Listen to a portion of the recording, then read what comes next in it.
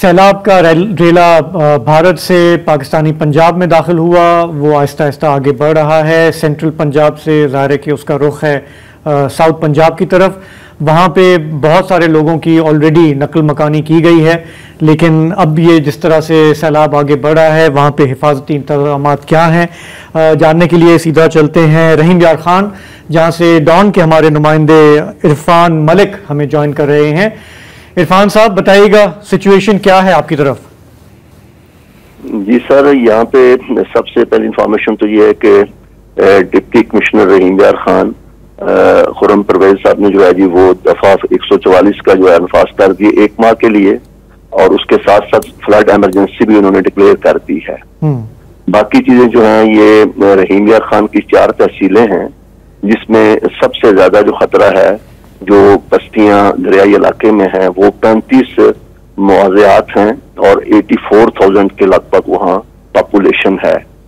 और सबसे कम जो है वो खानपुर में है 48,000। पर उनकी जो है जी वो वहां से इनखला के लिए जो है वो काम शुरू हो गया है,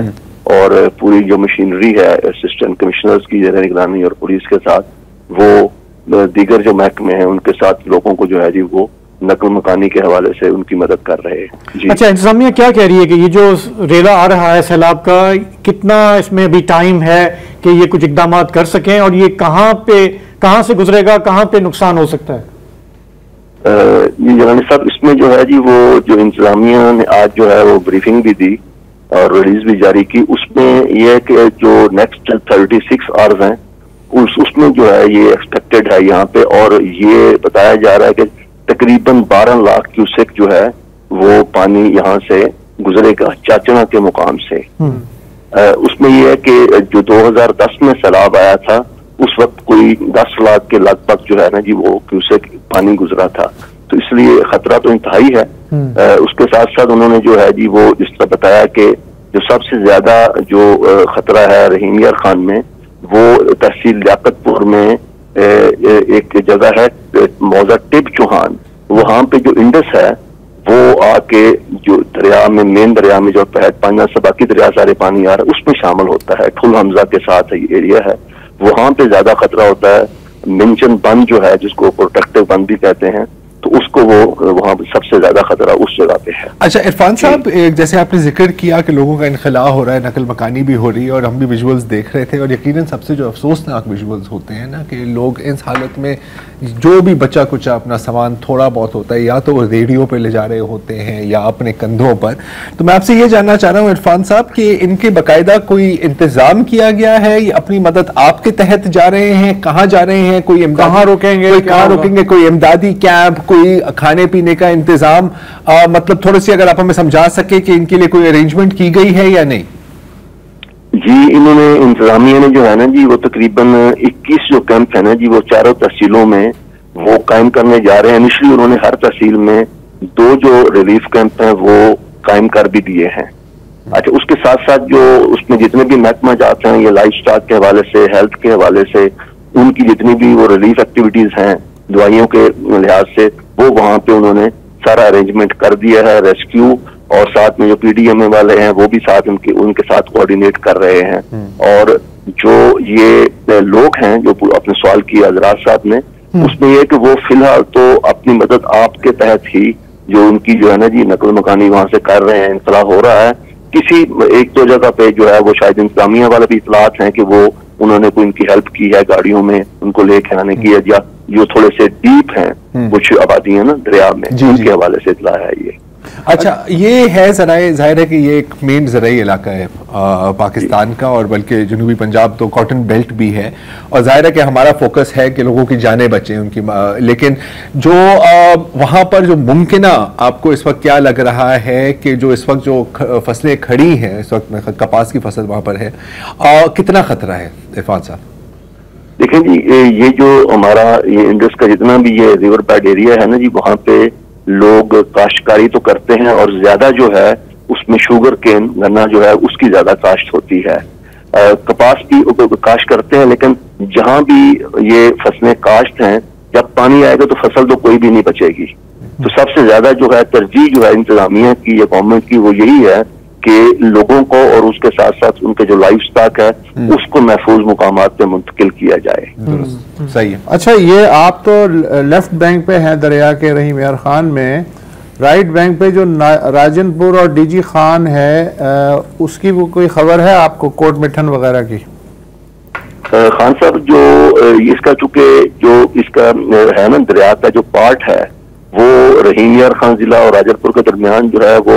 मुख्तलिफ जो क्रीक्स हैं उसमें से होता हुआ तकरीबन 11-12 किलोमीटर का इसका जो है ना जी इसकी जो विड्थ है वो इस इतनी है। तो उसमें यह कि उस तरफ जो है वो जो है मेरा एक तो चक्कर भी नहीं लगा और कोई इंफॉर्मेशन भी मेरे पास एक्यूरेट नहीं है वहाँ क्या इंतजाम हो रहे हैं। ठीक है। अच्छा, ये एक आखिरी सवाल, हमने माजी में देखा है कि कच्चे से लोग नहीं निकलते आसानी से और वो कहते हैं कि अभी सैलाब बहुत दूर है, अभी बहुत टाइम है, पता नहीं वो आएगा भी नहीं आएगा, और उन्हें कितना भी इंतजामिया कहती रहे तो वो रेजिस्ट करते हैं। अभी आपकी बात से लग रहा है कि अपनी मदद आपके तहत लोग निकल रहे हैं, उन्हें रियलाइजेशन है, एक्सपीरियंस है कि अगर नहीं निकले तो शायद ज्यादा नुकसान हो जाए। जी जनानी साहब, जो अभी तक जो है ना इंफॉर्मेशन यही है कि जो इंतजामिया ने एक तो जो है वो जो कह लें कि प्रिकॉशनरी मेजर्स जो है वो बड़ी सख्ती से की हैं। उसमें ये है कि जो लोग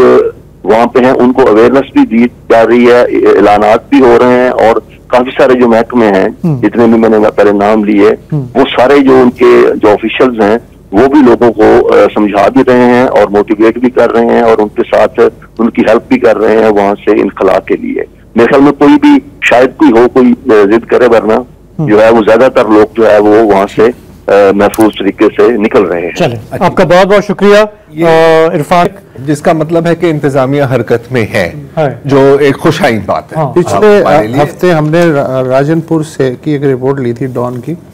के नुमाइंदे से। डेरा गाजी खान राजनपुर की जो पट्टी है और मुजफ्फरगढ़ का जो एरिया है वहाँ ऑलरेडी वो देहात जो है वो ज़ेर आब आने शुरू हो गए थे कच्चे के इलाके में, और लोग जो हैं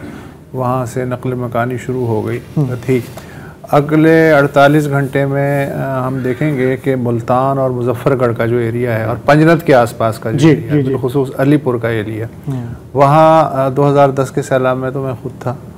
फिर 2020-22 तो वहाँ से भी खबरें आएंगी। जी देखिए, आपको तो आंखा दिखा हाल है। अगर हम थोड़ा सा फॉरवर्ड लुकिंग बात करें, अभी बस थोड़ा टाइम है, मैं थोड़ा सिम की तरफ जाना चाह रहा हूँ, ब्रेक भी लेना है उसके बाद। तो चूंकि हमने जनूबी पंजाब की हमने बात कर ली और ये रेला जो है ज़ाहिर सिंध में भी हमने कहा कि एक अलर्ट है, तो एक क्विक अपडेट ले लेते हैं। तारिक दुरानी है लाड़काना में, उन्होंने बताया कि सिंध में इस वक्त क्या तैयारी है।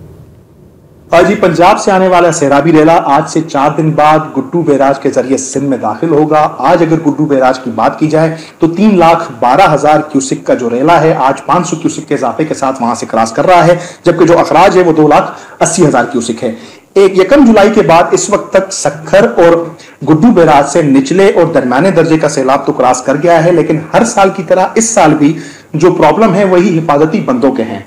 हिफाजती बंदों की मजबूती के लिए सारा साल काम किया जाना होता है, लेकिन हमारा महकमा आबपाशी सिर्फ 2 से 3 महीनों में ही हमें नजर आता है कि एक्टिव हो। इस हवाले से मेरी आज जाम खान शुरू जो वजीर आबपाशी है उनसे भी बात हुई। उनका कहना था कि पानी 6 से 7 लाख क्यूसिक आने की उम्मीद है, लेकिन 2 दिन बाद जो एक्चुअल फिगर है वो उनको पता चल जाएगी। उनकी जानिब से यहाँ पर कहना था कि इंतजाम मुकम्मल कर लिया गया है, इमरजेंसी नाफिज कर दी गई है और 10 लेफ्ट और राइट पर ऐसे हिफाजती बंद हैं जिनमें बखरी, मोरिया, नुसरत और आबाद शामिल हैं, जो उनकी नजर में हसास है, जहां पर मशीनरी को भी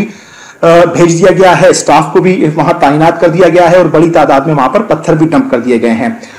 जो हमारे सोर्स हैं वो ये बताते हैं कि केके बचाओ बंद, आरम बचाओ बंद जो है वहां 4 साल से कोई काम नहीं किया गया और इस तरह टोड़ी बंद कभी कभी काम चलता है और कभी नहीं चलता। साल गुजर गए, सन 2010 में यहां से 11 लाख क्यूसिक का ये रेला क्रॉस कर गया था गुड्डू से भी और सक्कर से भी, लेकिन मसला हिफाजती बंदों का था और वही एक बार फिर यहां नजर जरूर आ रहा है। पर महकमा आबपाशी इंतहाई यहां पर इस वक्त मुतहरिक तो नजर आ रही है और वजीर आबपाशी का कहना था कि इंतजाम भी मुकम्मल हैं, उनकी जानिब से दौरे भी कल से यहां शुरू किए जा रहे हैं, लेकिन वही हिफाजती बंद उनको मजबूत करने का काम अगर सालों साल किया जाता तो ये इमरजेंसी इस तरह नाफिज नहीं की जाती। एक, हिफाजती बंदों की निगरानी की जरूरत है और दूसरा, अगर बारिशें हुई तो उससे बचने और हिफाजती जो काम वहां पर होगा वो किस तरह किया जाएगा, इसके लिए इंतजाम यहां पर करने की जरूरत है। और वजीर आबपाशी जाम खान शोरू का कहना था कि इस जानिब उनकी तवज्जो है और वो इस तरफ जरूर काम करेंगे और सिंध को इस बार आने वाले सैलाबी दौरे से जरूर बचाएंगे।